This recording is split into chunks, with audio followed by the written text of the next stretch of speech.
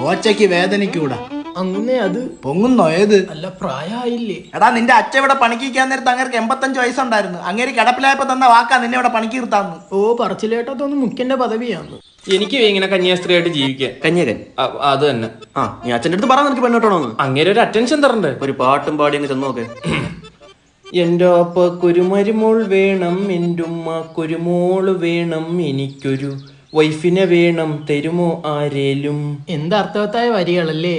ഇപ്പൊ പറഞ്ഞത് ഇനി പറയല്ലേ, ഇനി മേലെ പറയല്ലേ. നിന്റെ ചോര കൊണ്ട് ഞാൻ ഇവിടെ നടനമാടുവേ. ബ്രില്യന്റ്. കാര്യമ്മ കരയാമേ? അല്ല, കാര്യസ്ഥ ആ ചെത്തിയെടുത്ത് തന്നെ ഒന്നുകൂടെ ചെത്ത്. എന്തിനാ മോനെ കിണറൂട്ടാൻ? അച്ഛാ, വീട്ടിലേക്ക് സാധനം വല്ലതും വേണം. കാര്യം പറ, ആ?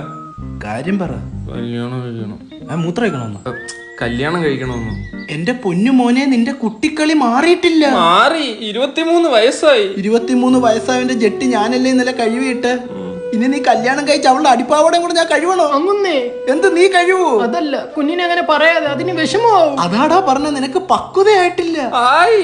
ഇന്നലെ തന്നെ കടയിൽ പോയി സാധനം മേടിച്ചിട്ട് ബാക്കി പൈസക്ക് മുട്ടായി വാങ്ങാൻ ഞാൻ തിരിച്ചു കൊണ്ട് തന്നില്ലേ? അതാണാ പക്വത എന്നും പറഞ്ഞോണ്ടിരിക്കുന്നത്. ഞാൻ ഇപ്പൊ കാർട്ടൂൺ കാണത്തില്ലല്ലോ.